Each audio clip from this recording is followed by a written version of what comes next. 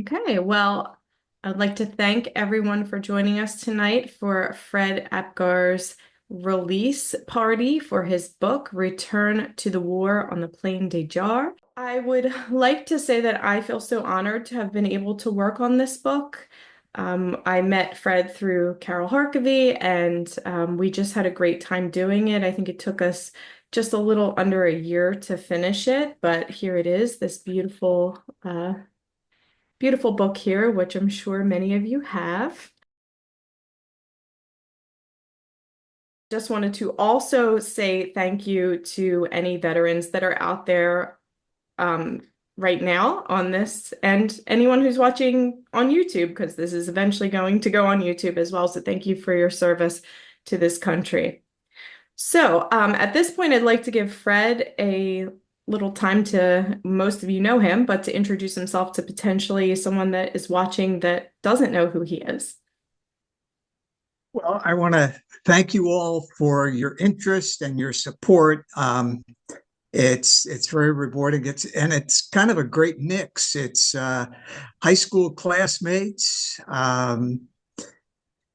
people with whom I worked at Manhasset as well at Wheatley, other people from my retired life living out in the Pacific Northwest. So it's a great group. And again, I appreciate you being here.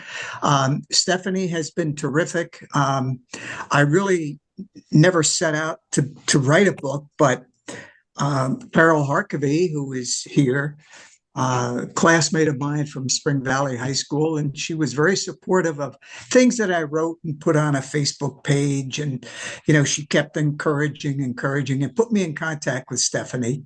So I thank you, Carol. And Stephanie has been just wonderful as a publisher, an editor, and a friend. So again, I'm humbled that you folks think enough to, take some time out of your day to join us here. So thank you all very much.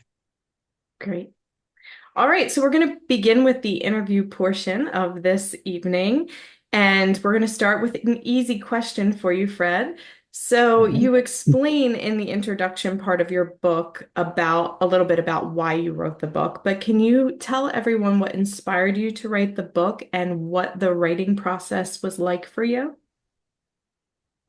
I never really intended to write a book. From early on, I just did a lot of journal writing, trips I would take, family trips, and where I'd go. I would write it up and kept a journal of all of my adventures. Um, and the book, and I don't want to be repetitive here, but I used to visit one of my grandfathers. And I came across a book, a small little book called Questions from My Father. And in it, the author kind of lamented the fact that he never had time, he never took the time to ask questions. He had so many questions about his dad, and he never asked, and his dad passed away. So I thought about that. And in 2005, I started writing a journal about my life and growing up, my family going back a couple of generations and so forth.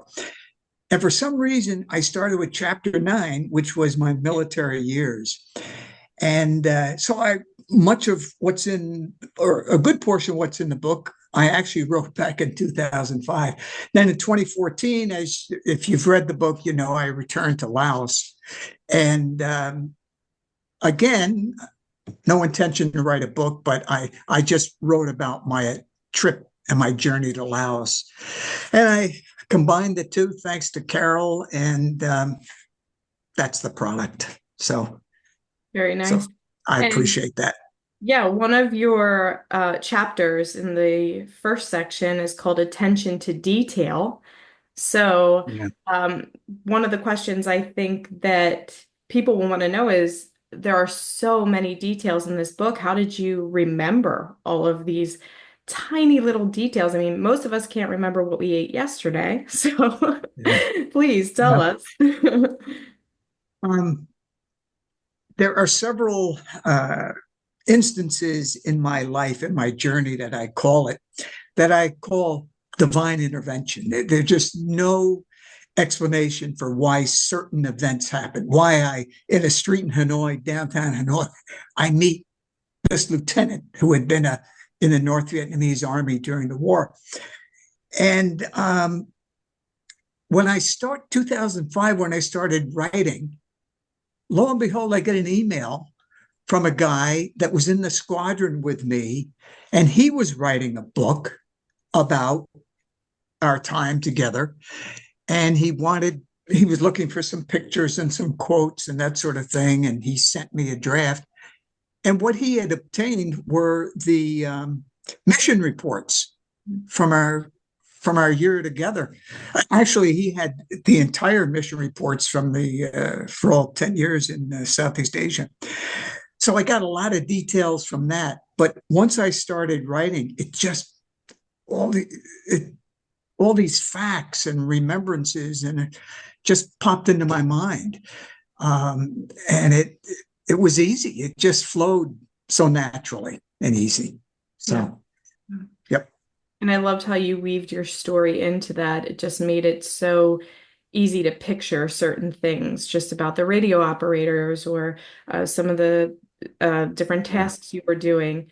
And also, one of the treats that we get to watch later are some of those pictures in motion, obviously. And that just adds so much richness to your words, which One of the biggest challenges was trying to remove content. We had so many hundreds of thousands of words and that sort of thing. Yeah. And I'm kind of a geek. I like all that technical stuff, Mm-hmm. smart bombs, dumb bombs, and mark whatever.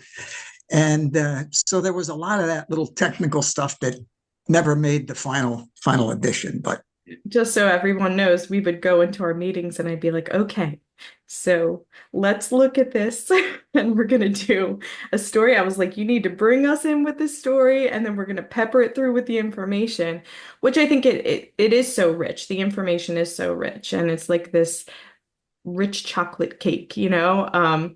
So it is, and it's really wonderful to read it. And within the context of the storyline too, it just makes it so much better.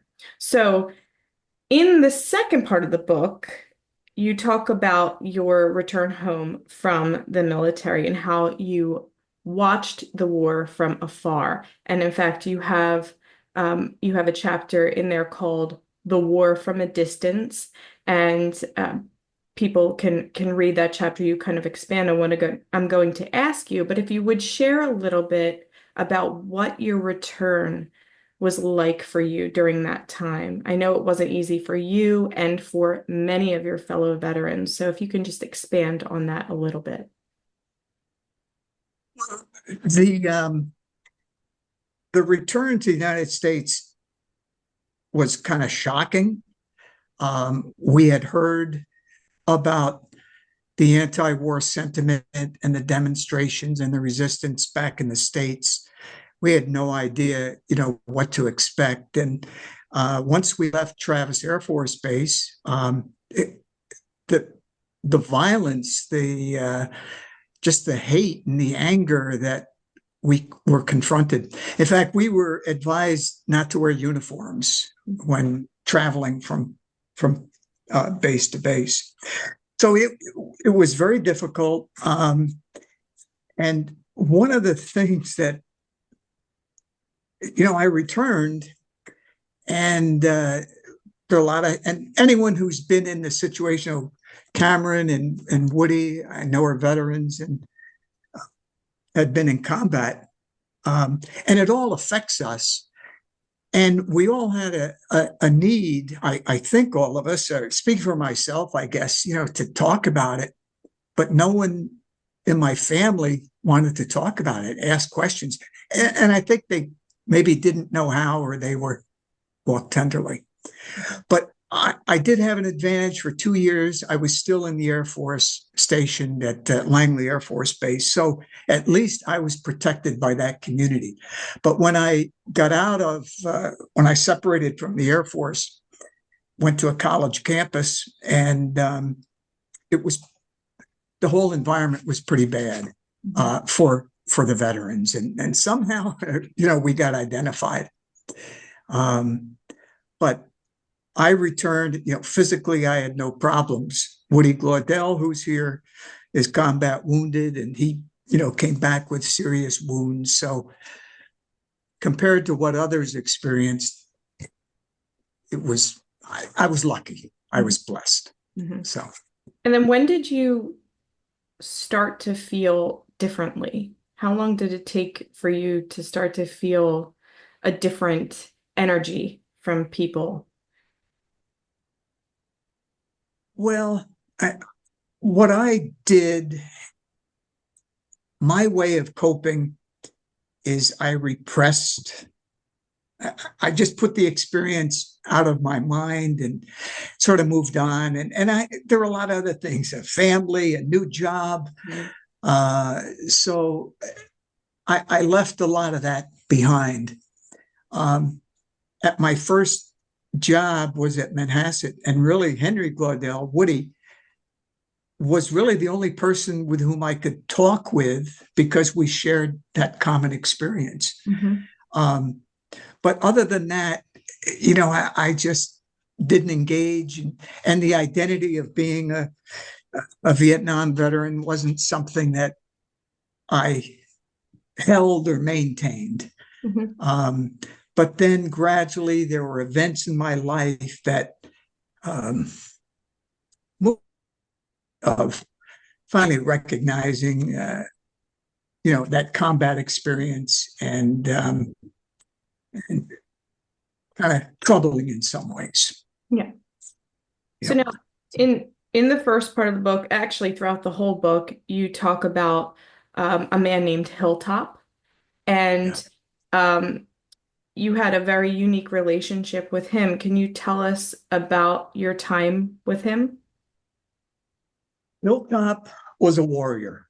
He was Thai, hired by the CIA, and he was a forward air guide. They were called FAGs. And a forward air guide was on the ground with different elements.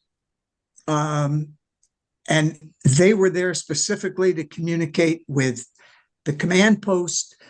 And in the event that they needed air support, we were there. We were the link to speak with those people on the ground, get them the air resources that they need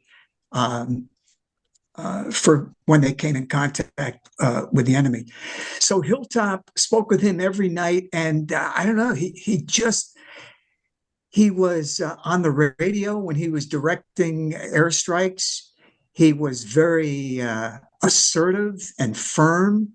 He was the senior FAG. He was the head FAG of the so-called secret army. He was stationed up in Laos at one of the Lima sites. And we just developed this bond. And the first time I met him, I was in the hospital. I had dengue fever. And I sort of woke up, and here was this guy, and he introduced himself. So that was the start of a friendship. And we got together. Again, he was from near Udorn. He was well respected by the private citizens. He had a reputation, but in person, he was a gentle, quiet, unassuming young man. Mm-hmm. And we developed a bond and a relationship. Yeah, that was very nice throughout the book to see that. And you talk about following up to learn about what happened to him as well, right? Well, to give you an indication of his seniority, in 1975, when the Hmong army, the clandestine, the war was over, the communists were in power, and the communists were running roughshod over Laos. And so we evacuated, I don't know, about 4,000 or 5,000 of the senior leaders, officers, and their families. And Hilltop was among that first group. So that gives you an indication of his position in seniority. He moved to Wyoming, and it wasn't until several years later that I learned his fate. Mhm. He was in this country for 2 years and sadly was killed in a traffic accident on a Mhm. highway in Wyoming. So unbelievable that he, fought for 10 years and running around the jungle involved in combat operations, and he dies on a highway. Kind No. of sad. When Yeah. I read that, I was a little bit shocked. I was like, oh, after all he had done to Yeah. just, that And is with very. my dream to, hook up with him again, I was quite confident that he had come to the United States. Mhm. Um, but it was sad. Yeah. But he was a good man. Mm. So when we look at your book is set into three different parts. So we have, all about your flight missions and some of the work you did while you were there, during your deployment. Then after the war, then we get to your return to Laos, which was phenomenal the way that you wrote this. I think it was a beautiful story to read. So I have a few questions that I want to ask you from that part. So, you mentioned that returning to Laos, that your return to Laos was in search of a part of you that had been left behind in Southeast Asia. So, can you tell everyone what it was that had been left behind, and did you find it when you returned to Laos? Um, we, I was, um, I totally immersed myself in the job, and I took a lot of satisfaction, a lot of pride for what we did and the support that we provided. Um, but when I returned to the United States, that identity, that pride in the job, um, was sort of stripped away and taken away. And part of it was me. I allowed myself to buy into, I guess, the criticism of the returning Vietnam veterans, the blame and the finger pointing, and there was a lot of anger associated with that. So I just kind of left the job that I did, that about which I was very proud. Um, that was gone, and that was back in Southeast Asia, and so it didn't become, it wasn't part of my identity, and that's one thing that I was able to obtain again, to get back that identity Mhm. when I returned. Yeah. I don't know. And also in that journey back, um, one of the things that just fascinated me was that you met with people who fought for the other side, and you met with people who fought on your side, yet there was an undercurrent of a oneness. And I'd like you to talk about that a little bit, about the messages and the wisdom that you gained from both sides, when you returned and you met these people who had served, because it was so beautiful. And I kept seeing it, and I kept saying it to you every time we would meet. I would be like, "Oh my goodness, like you met this person, but you had this experience, and then you met Yeah. this person, you had this experience, and it was very similar." So I'll let you talk about that. Again, divine intervention. My first day was in Hanoi, and walking down a street in Hanoi, and you got to understand, back in the 60s and during the war, it was ground zero for evil. that's what we thought. That was the enemy, the heartbeat of communism and everything that was evil about what was happening in Southeast Asia. Um, I was just thrilled to be able to walk down the streets of Hanoi. And there I meet a man, he's in a uniform. He was an officer in the North Vietnamese army. And just like another man that I met who fought for the Pathet Lao, we introduced ourselves, and it was just an instant bonding, hugs, kisses. We're holding hands, and it was as if we had known each other forever, and there was a connection between us, and we were both thinking the same things and feeling the joy of having met, and that's the brotherhood that I was given, that gift of brotherhood.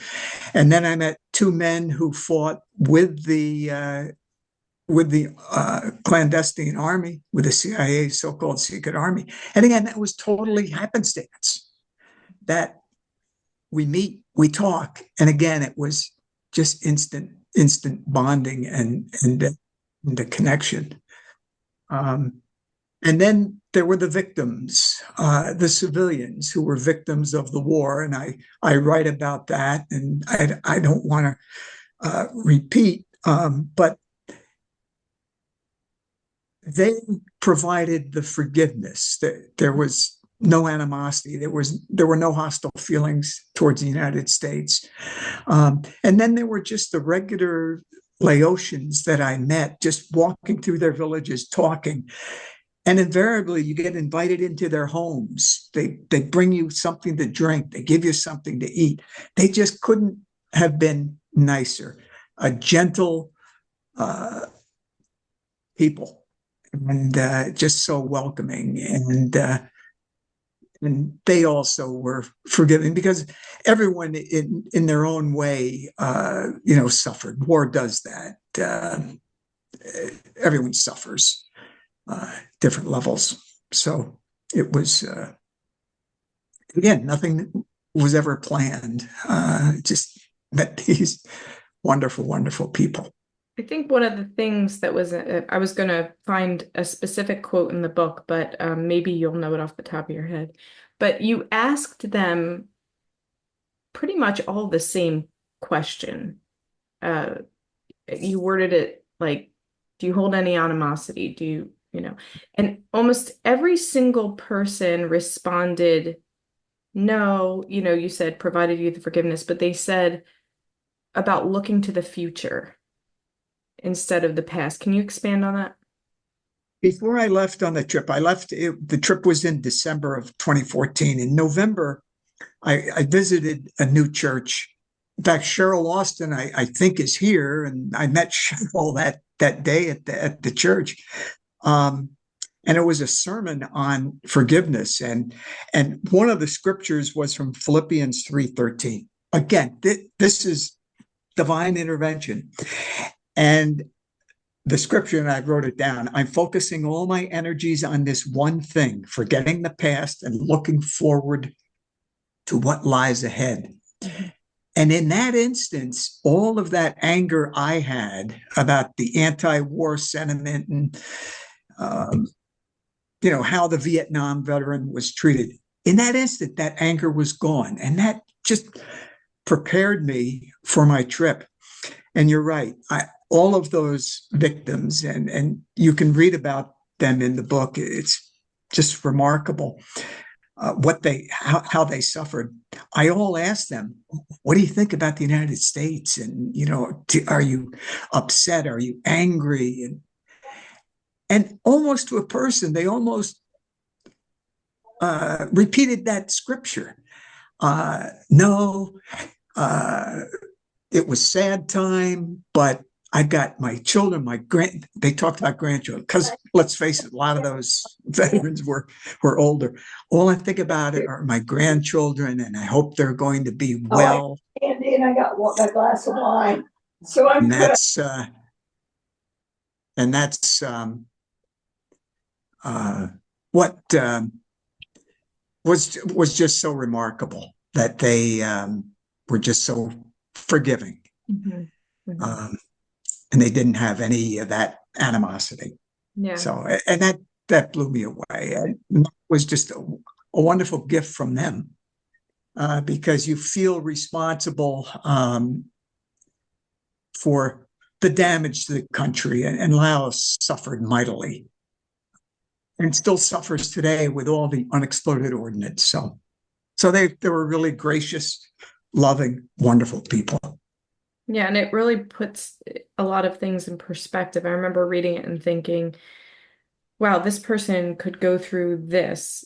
And I mean, I just happen to be one of those people who will read it and then put myself in that position and say, would I have been able to handle this? I think there was one woman who had pretty much lost her whole family and but still the same response and to have that outlook. And it was so powerful. I think a lot of people who read this book, no matter what age they are, no matter what has happened to them in their life, they will gain benefit from that wisdom.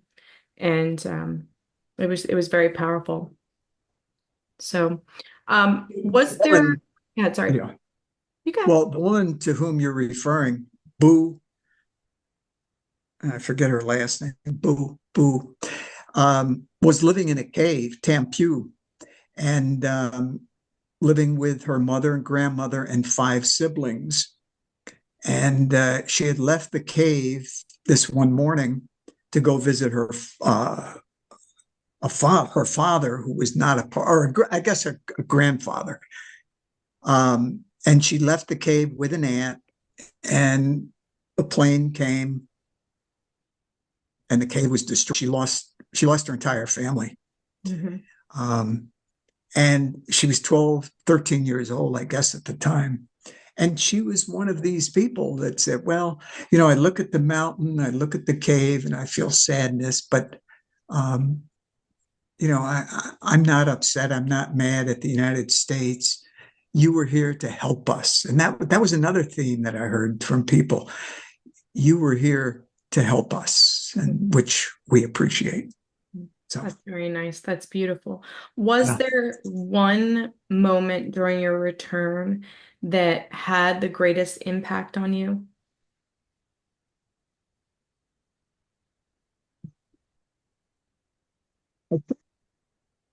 just what we talked about, that forgiveness, Mhm. that I found from the people, and Bua, who expressed it, lost so much. I mean, that was just kind of blew me away, as to her ability to forgive. Yeah. Yeah, yeah. And then now that you have gone on this journey, do you have any desire to return to Southeast Asia? I do. There's in the book, it's called, I mentioned it and talk about it. It's Highway 559, Mhm. Highway 559, which is the Ho Chi Minh Trail. And that has become kind of a destination touristy place, I guess, kind of unique. But I do want to go. I've got to learn how to ride a motorcycle in order to do it. But it's 1,000 miles of jungle trails, and that's where Laos sustained some of the heaviest bombing and attacks. Um, and So I would like to go there. And then the other place in Laos, which I really want to go to, is Long Chen, which is Lima Site 98, which is 20 Alpha, 20 alternate. And that was the headquarters for the so-called secret army. When I was there in 2014, we were denied permission. We weren't allowed to go in, to go on the base, because it's an active military base. So I would like to visit that. Mhm. That's a remarkable place. No. And besides the just seeing different places, what do you think? Because when you do something that has such a profound effect on you, but then you do it again a few years later, or, however many years later, it has a different effect on you. You look at it through a different lens. What do you think you might gain from going again?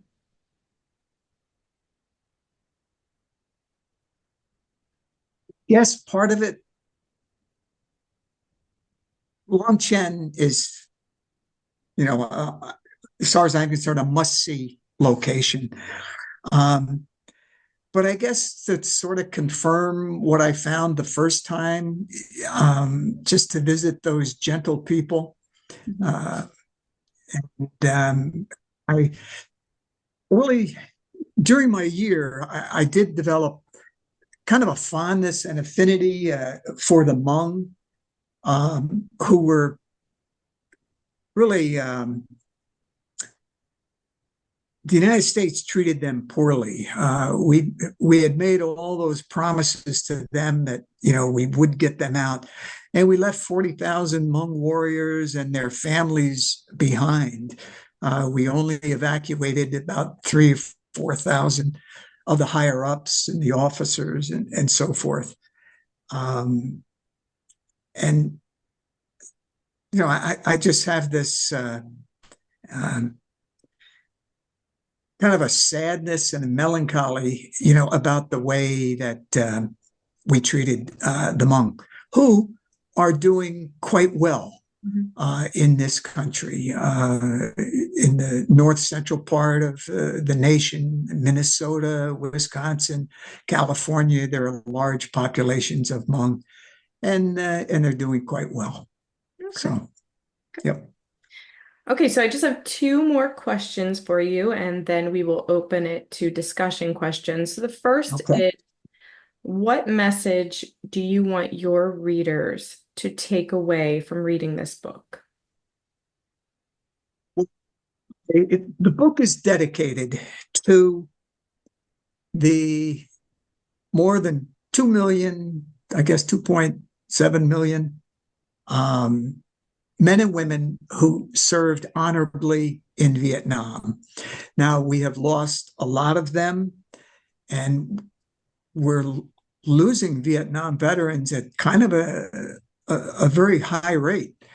Um, but I would like that we as a nation and we as individuals honor the memory of those who served, because they served, and I forget exactly what that quote, but they served, but they were neither recognized or appreciated, by their nation upon their return. And I think that's the message. Keep the stories alive of those who served honorably in Vietnam. Um, we've almost lost. We don't have many World War II veterans left, and next will be Korea, and then it's our turn.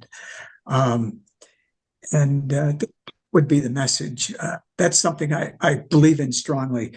Keeping the stories alive and honoring the memories of those men and women who served with honor. Yeah, well, it certainly helps when people like yourself write books like this because that helps to keep that memory alive in tangible form. So that's Yeah, good as well. I hope. Yeah. And so you are committed to donating a portion of the proceeds to the Michael Reagan Portrait Foundation. Can you tell us a little bit about Michael Reagan? Is it Reagan?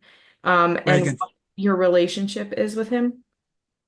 I met Michael. I retired in 2007 and I moved to the Pacific Northwest. And finally, I had the time to join a veteran VFW post. And Michael was a member of the post, a Marine combat veteran who had a very difficult time in Vietnam.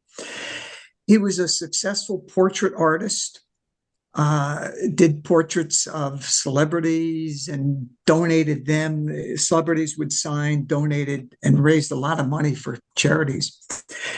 And at the first Gulf War, a mother, Gold Star mother, wrote to him and asked him, would he draw a portrait? of her son, which he did. And his way of dealing with his angst and feelings about Vietnam has been to draw portraits of fallen heroes free of charge. And to date, he's done over 9,000 portraits. Wow. And that he gives to these families. And he has brought so much comfort to Gold Star families. So I want to, give back to Michael for what he does. Yeah. That's beautiful. It's He's beautiful. very good. Yeah. Well, thank you for that. I would suggest also, and I mentioned, I guess, in the front of the book, visit his website, read the letters that he gets from the families. It's just wonderful, absolutely wonderful. So he does great work and deserves a lot of credit. So Great. Well, thank you to Michael, and thank you to you for answering my questions. Now, if you would like to unmute yourself, we're going to open it up to everyone to ask a question. You can type it in the chat. You can raise your hand. You can actually let me look at everybody so I can see. There's also the reaction buttons. But yeah, we'll open it up to any questions. I say congratulations, Fred. Remarkable book, remarkable writing, remarkable story. Well done. Good for you. Gene. Proud to know you.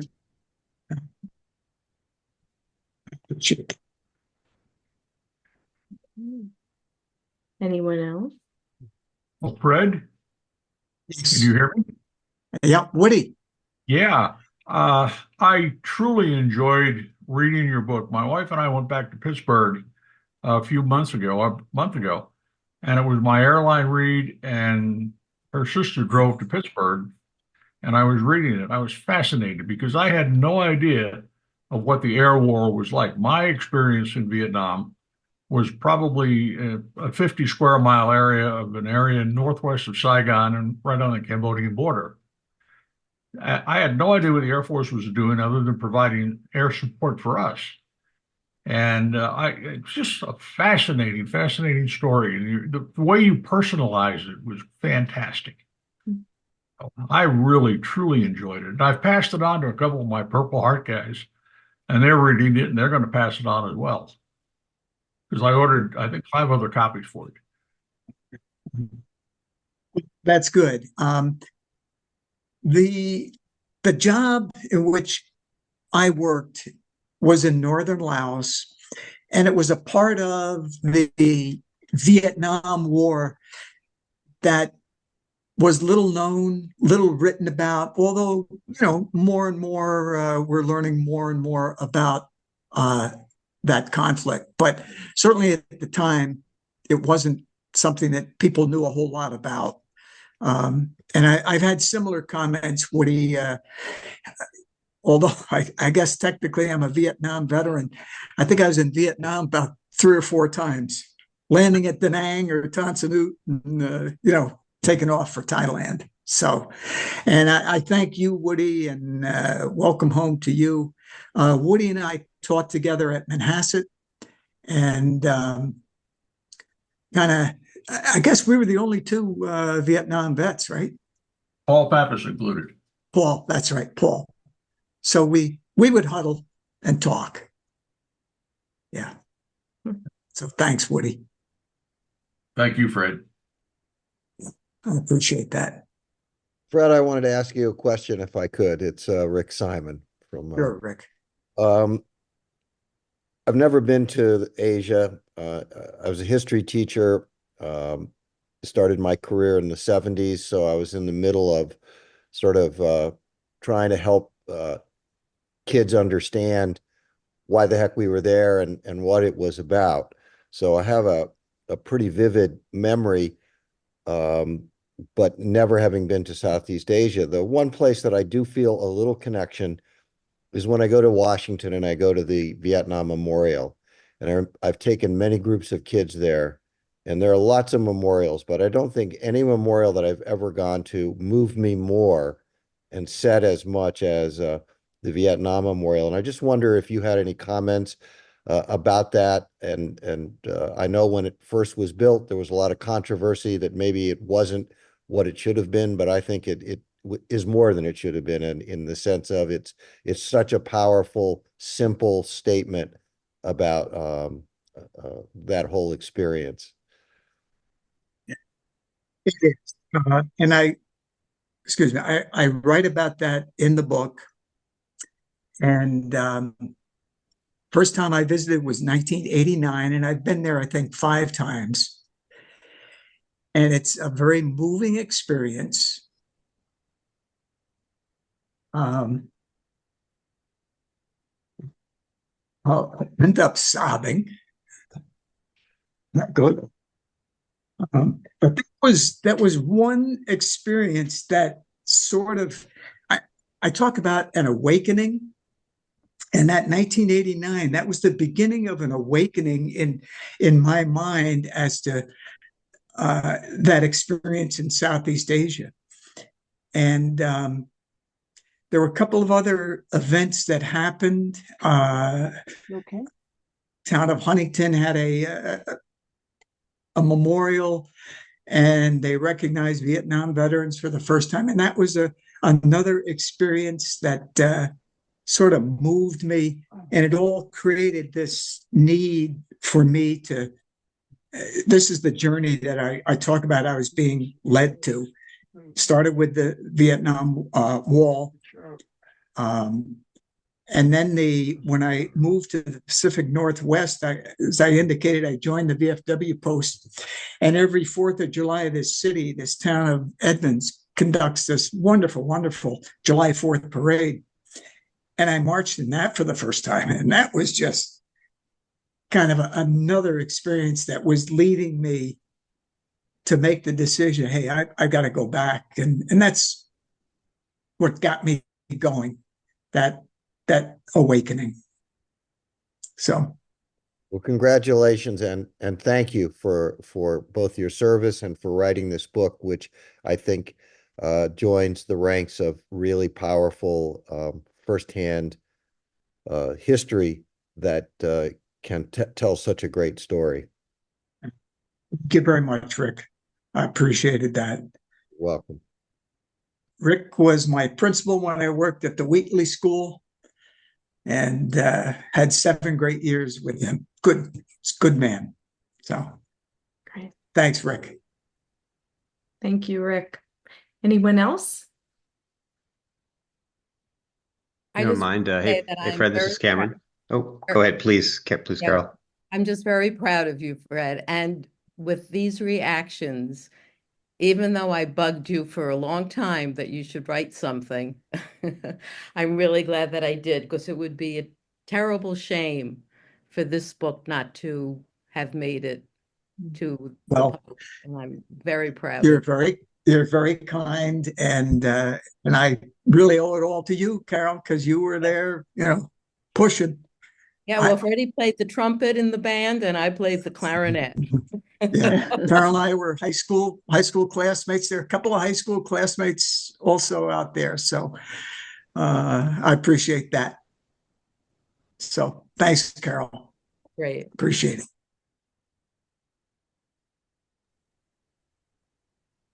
Okay. I Anyone say else? keep writing, Fred. You're a great writer.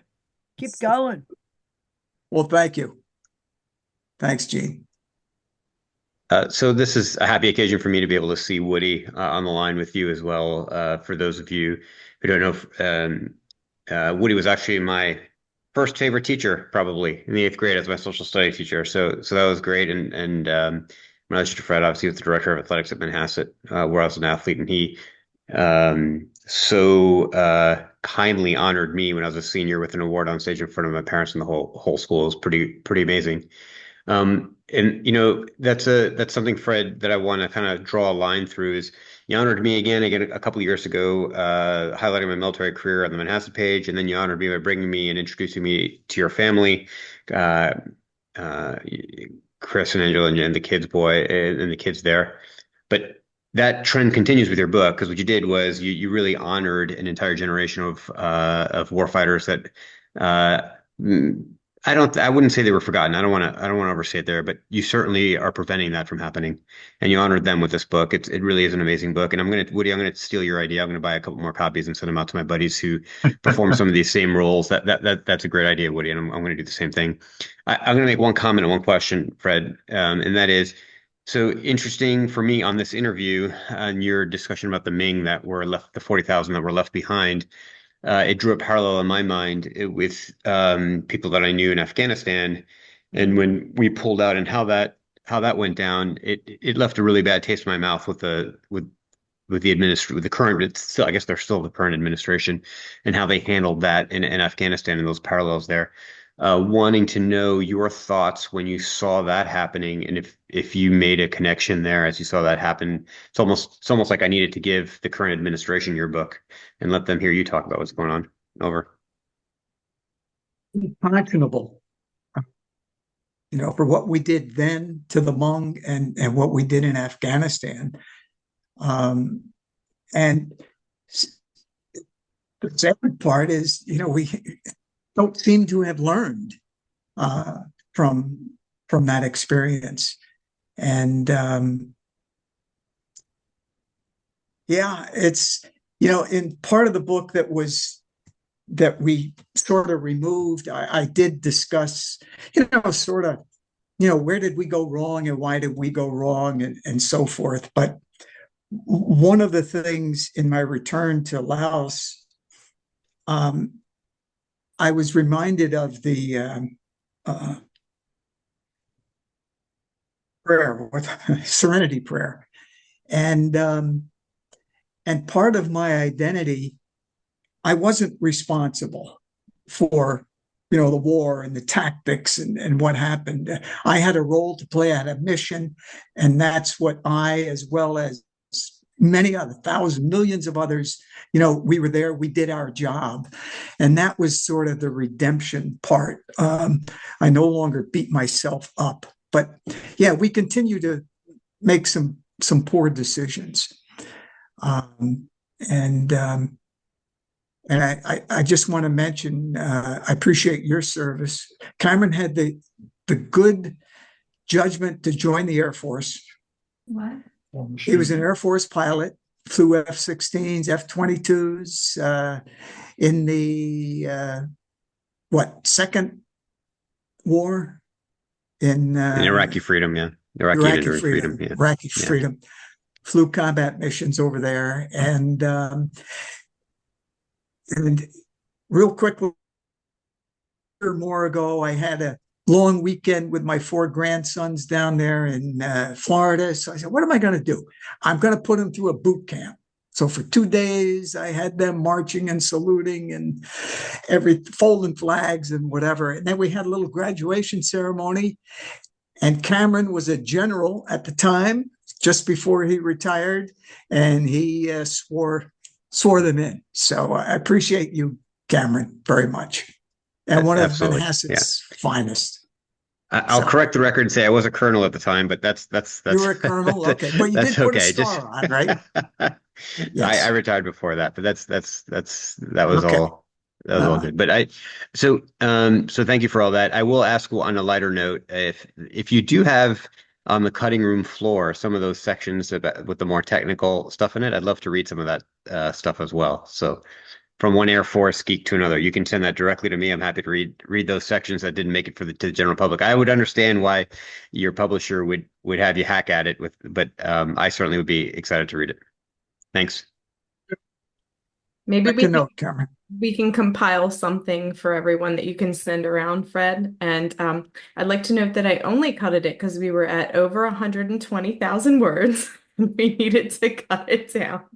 I said, okay, we're okay with 100,000 words, but we can't go over that. So I think we We did a good job though. So, but we do have those parts, so we can send them Well, over. we have you to thank. So No, she was, I she felt was tough. honored. No, I felt honored. She was tough. So Okay, is there anybody else who has any questions, comments? Anyone who wants Fred to put them through boot camp? You can sign up. I would like to say, Fred, haven't met you until this evening, but I feel like I walked the whole journey as you were writing the book because I am very close with Stephanie and Carol. And so I knew that the book was being written. And so I'm thrilled to be here this evening to meet you face to face and to congratulate you on what you did write. What I have to say, though, is I am very, very deeply moved by the humbleness of your spirit and by the impact that you will make on a younger generation. I'm a former teacher, so some of you that have been in teaching and things like that, I resonate with that. But it's voices like yours that young people, especially the young people of today, that they need to hear wisdom from someone who has lived a real life. And I am very, very deeply moved by that. I do hope to get to know you later. So you'll be hearing from me through Steph, and I will definitely be coming to you and talking to you again. But thank you very much for being who you are. Thank you. that's very kind of you. Anna Marie is an author and has had several books published. And I apologize, Anna Marie. I wanted to attend your event, but for some reason I didn't get the link. It was So my fault. Oh, that's fine. Well, I'm glad we got to meet each other. absolutely. Thank you. And Thanks, Cameron, you can blame Anna me Marie. I and appreciate that. Stephanie for leaving out a lot of the technical stuff Yeah, because yeah. frankly, we Carol just too. I'm gonna didn't know put the what the blame on hell it her too. meant. Carol Totally is But we understandable. both agreed that it was an important part for that there would be many people in your situation who would absolutely eat it up. So I think that you had said, Stephanie, that you were going to you have to do a sequel. That's all, Freddie. That's all. that we are working on the Kindle version now, so we can add some of that at the end as well for readers who would like to read some of that information. I have to say, I'm just moved by the veterans here just talking. Like I feel like this conversation is not just a book launch. It's like it is such an important conversation. And I'm so happy that we recorded it. So that other people will be able to watch it. And it gave me a lot of ideas for potentially doing other events. So on this topic and with Fred if he's willing.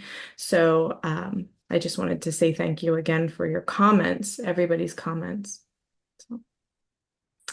So Hey, I have something, just if I could add. This is Rich Seeley. hey, Rich.